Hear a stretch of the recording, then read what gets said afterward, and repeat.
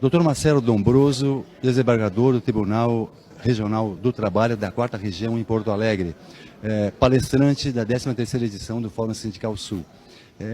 Por que o senhor defende o trabalho como direito humano? Porque é uma conquista da classe trabalhadora de séculos, feita com um derramamento de sangue ao longo da história, e que já desde a Declaração de Filadélfia, em 1944, final da Segunda Guerra Mundial, se disse que o trabalho não é uma mercadoria. É um valor internacionalmente reconhecido, Declaração Universal de Direitos Humanos, no Pacto Internacional de Direitos Civis e Políticos, no Pacto Internacional de Direitos Econômicos, Sociais e Culturais, na Convenção Americana de Direitos Humanos, que diz que o trabalho é um direito humano.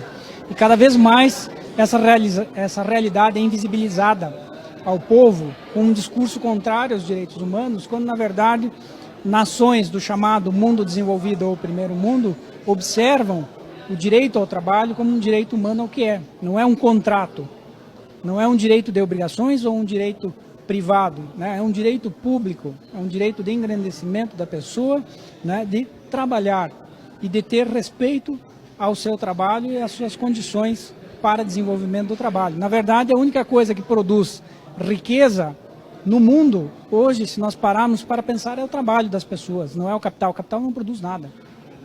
Na verdade, o capital é improdutivo. Quem produz riqueza é o trabalho e é um direito humano. O senhor fala que o trabalhador, a classe trabalhadora, precisa sair da bolha que está. O que isso quer dizer com isso, doutor?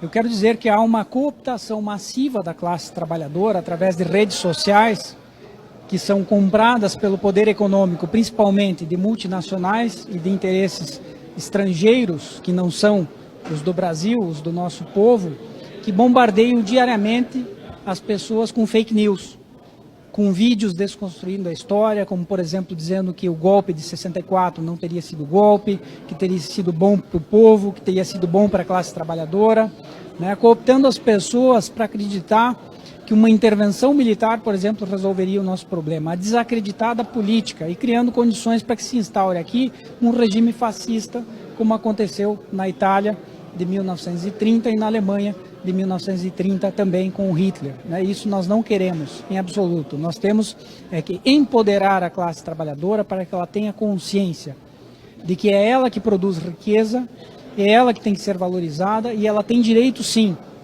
E ela não é culpada e nunca foi e nunca será de crise econômica, porque crise econômica é típica do sistema capitalista. Ela acontece de tempos em tempos e é previsível. Né? É só lembrar porque a memória é curta, a memória coletiva é curta. Em 2015 o Brasil tinha taxa de desemprego de 4,6%, que é melhor da Alemanha atual hoje, que equivale ao pleno emprego.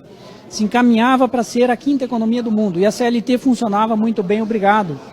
O que mudou em 2 anos para produzir uma necessidade de deforma trabalhista, de deforma previdência, né? Em tão pouco tempo, para um país que não mexeu nas suas reservas monetárias, que hoje possui a 8ª maior reserva monetária do mundo, que é um lastro, né, de 400 bi de dólares, que pode usar em favor do seu povo, pode e deve, para desenvolver infraestrutura. Por exemplo, nós não temos ferrovias e as pessoas não discutem por que nós não temos ferrovias. E toda nação desenvolvida tem ferrovia, para integrar pessoas e não só para sugar os nossos recursos naturais para fora. Então toda essa misticidade por fake news, por desconstrução de história, que vem de vários movimentos nas redes sociais, e as pessoas não abrem um livro para ler e se instruem por propaganda enganosa, né, leva a uma preocupação muito grande de quererem para si o mal, de que essa classe trabalhadora passe a querer para si o mal, ou seja, acreditar que tendo menos direitos, né, vai levar o Brasil para algum lugar. Absolutamente não. Nós vamos quebrar a classe média nacional, que se estruturou nos últimos anos, vamos quebrar a indústria e o empresariado nacional, se nós quebrarmos o poder aquisitivo da classe trabalhadora. A classe trabalhadora tem reconhecida na legislação e nas convenções internacionais direitos mínimos, não são o máximo. E esses mínimos jamais podem ser rebaixados, porque eles já são exatamente o que a palavra diz, mínimos, dali só para frente. Diante dos ataques sofridos pela classe trabalhadora, o senhor vê efetivamente a ameaça de um fascismo no Brasil hoje em dia? Eu acho que, de certo modo, nós já estamos vivendo sob um regime fascista, né? Quando nós temos propagandeado a tal da escola sem partido, quando nós temos patrulhamento ideológico em instituições, em escolas, como nós temos visto nas notícias. De certa forma, já está, né, se encaminhando para um fundamentalismo religioso, né? Nós temos a separação do Estado e da religião, cada qual tem direito a professar a sua fé, mas isso não tem que se misturar com o Estado, né? Jesus já dizia a César o que é de César, dizendo que os interesses de organização de uma sociedade são diferentes da fé.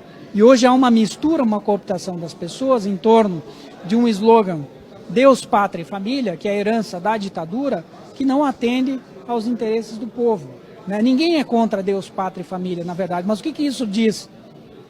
O que isso diz para a classe trabalhadora? Nada, é um slogan sem conteúdo. Ninguém é contra isso, ninguém pode ser contra isso. Mas com isso se ilude a classe trabalhadora para que ela deseje menos direitos e para que ela desacredite da política e queira desejar uma intervenção militar ou um golpe, né, acreditando que um regime de força vai salvar o Brasil. Não, não vai nos pôr no buraco, né? Nós temos que nos preocupar sim com isso, em de tirar as pessoas dessa bolha com a qual são bombardeadas diariamente, ou de dizer que a deforma da Previdência é necessária. Ela não é necessária. É necessário cobrar grandes devedores da Previdência, isso sim, né? E para as pessoas pensarem, porque nesse curto tempo de entrevista não temos como colocar, mas por que foi decretado o sigilo em torno das informações que embasaram a deforma da Previdência? Por que o povo não pode saber dessas informações? Aí tem, né? Só para pensar e sair da bolha.